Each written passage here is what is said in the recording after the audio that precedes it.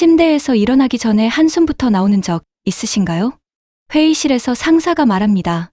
이번 프로젝트 누가 맡아줄래? 당신은 자연스럽게 눈을 피합니다. 퇴근 시간 30분 전. 일은 끝났지만 그냥 인터넷을 뒤적이며 시간을 보냅니다.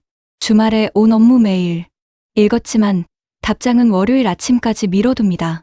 동료가 묻습니다. 요즘 승진 준비 어때? 그냥 월급만 받으면 돼. 퇴사는 생각해봤지만 통장 잔고를 보면 다시 마음을 접습니다. 그렇게 당신은 조용히 선을 긋습니다. 떠나지도 헌신하지도 않는 그 경계선 위에서. 이건 당신이 나약해서가 아닙니다. 당신의 뇌가 택한 가장 합리적인 생존 전략일지도 모릅니다. 오늘은 그 마음의 구조를 한번 들여다보겠습니다. 먼저 한 가지 질문부터 드리겠습니다. 당신은 지난 한 주 동안 업무 시간에 딱 필요한 만큼만 일했나요? 아니면 그 이상을 했나요? 금요일 저녁 6시, 퇴근 30분 전입니다. 오늘 할 일은 이미 다 끝났지만 정시에 나가기엔 왠지 눈치가 보입니다.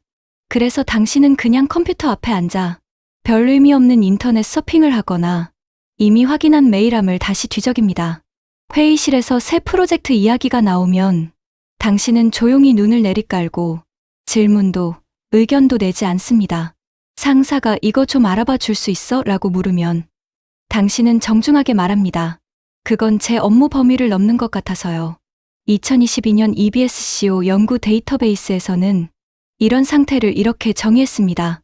직무 기술서에 적힌 최소한의 일만 수행하고 그 이상은 하지 않는 경향, 회의 참여 감소, 열정 감소, 추가 업무 거부. 이 모든 게 조용한 퇴사의 신호입니다. 그런데 중요한 건 이게 게으름이나 무능함이 아니라는 겁니다. 이건 당신이 이상해서가 아닙니다. 오히려 비정상적인 환경 속에서 정상적인 뇌가 택한 반응이거든요. 여기서 질문 하나가 생깁니다. 그렇게 힘들면 그냥 퇴사하면 되는 거 아닐까요? 실제로 많은 사람들이 이렇게 말합니다. 싫으면 나가면 되잖아. 하지만 2026년 2월 HR 다이브 보고서에서는 이렇게 분석했습니다. 많은 직원들이 일이 싫지만 나갈 용기도 회복 탄력성도 없는 상태로 남아있다. 당신이 퇴사를 망설이는 이유, 그건 당신이 비겁해서가 아닙니다. 현실적으로 합리적인 선택이거든요. 통장 잔고를 확인합니다. 다음 달 월세, 신용카드 대금, 부모님께 드릴 생활비, 퇴사 후 얼마나 버틸 수 있을까요? 3개월, 6개월, 그리고 그 뒤에는 2022년부터 2025년까지 갤럽이 매년 반복 조사한 결과 직원들이 떠나지 못하는 가장 큰 이유는 경기 불확실성, 주거비, 대출 같은 구조적 요인이었습니다. 그래서 우리 뇌는 계산합니다. 완전히 떠나는 것은 리스크는 너무 크고 그냥 남아서 버티는 것도 힘들고 그렇다면 세 번째 선택지, 조용히 선을 긋는 것, 떠나지도 않고 헌신하지도 않는 그 중간 지점. 2023년 중국 대학 연구팀이 596명의 직장인을 대상으로 조사했습니다. 연구자는 린슈아이 장 교수와 그의 동료들이었죠. 그들은 발견했습니다. 방해적 스트레스가 높을수록 부정적 업무 반추가 증가하고 그 부정적 반추가 업무 철회 행동을 완전히 매개한다는 것을 쉽게 말하면 이겁니다. 일 생각이 계속 떠오르고 스트레스가 쌓이는 사람일수록 실제 행동에서는 점점 물러나는 거죠. 늦게 출근하고 회의에서 침묵하고 최소한만 합니다. 이건 당신이 의지가 약해서가 아닙니다. 당신의 뇌가 만성 스트레스 상황에서 에너지를 보존하려는 생존 모드에 들어간 겁니다. 그래서 핵심은 이겁니다. 조용한 퇴사는 게으름이 아니라 뇌의 합리적인 생존 전략입니다. 진화 심리학 관점에서 보면 동물들은 투자 대비 보상이 낮을 때 에너지를 보존하고 철수하는 전략을 택합니다.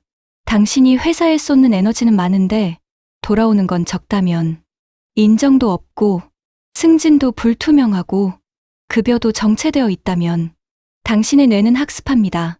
여기에 더 투자하면 더 다칠 뿐이다. 그리고 자연스럽게 철수 모드로 전환되는 거죠. 2025년 조지아 주립대학교에서 흥미로운 박사 논문이 나왔습니다. 연구자는 린제이 스팽글러였습니다. 그는 미국 대기업 세 곳에서 대규모 구조조정을 겪은 직원과 관리자 30명 이상을 심층 인터뷰했습니다. 그가 발견한 건 놀라웠습니다. 구조조정 이후 심리적 계약 위반을 경험한 고성과자들이 일부 역할에서는 의도적으로 감정과 노력 투입을 줄이되 핵심 퍼포먼스는 유지하거나 오히려 올리는 전략을 사용했던 겁니다. 스팽글러는 이걸 의도적 비몰입이라고 불렀습니다. 그리고 이건 무능함이 아니라 적응적 회복 탄력성이라고 정의했죠. 쉽게 말하면 이겁니다. 회사에는 감정을 덜 쏟지만 내 기술과 경력은 챙기는 전략. 이건 당신이 이기적이어서가 아닙니다. 오히려 당신이 똑똑하다는 증거입니다. 망가지지 않으면서 생존하는 방법을 찾은 거거든요. 그렇다면 우리는 어떻게 해야 할까요? 완전히 퇴사하기엔 현실적으로 어렵고 그냥 참고 살기엔 너무 힘들고 그래서 핵심은 이겁니다. 조용한 퇴사를 건강한 경계 설정으로 전환하는 겁니다. 첫 번째 방법, 역할을 명확히 하고 선택적으로 YES를 하세요. 당신의 직무 기술서를 다시 펼쳐보세요. 평가 항목을 다시 읽어보세요. 그리고 핵심 역할 3개만 명확히 적으세요. 그 외의 요청이 들어오면 이렇게 질문하세요. 이게 지금 내 우선순위와 충돌하는가? 충돌한다면 정중하게 거절하거나 우선순위를 조정할 것을 제안하세요. 이건 무례한 게 아닙니다. 오히려 프로페셔널한 태도입니다. 두 번째 방법, 퇴근 후 뇌를 퇴근시키세요. 앞서 본 596명 연구에서 부정적 업무 반추가 업무 철회를 매개했던 걸 기억하시죠? 반대로 말하면 퇴근 후 반추를 줄이면 최소한 감정 소진은 줄일 수 있습니다.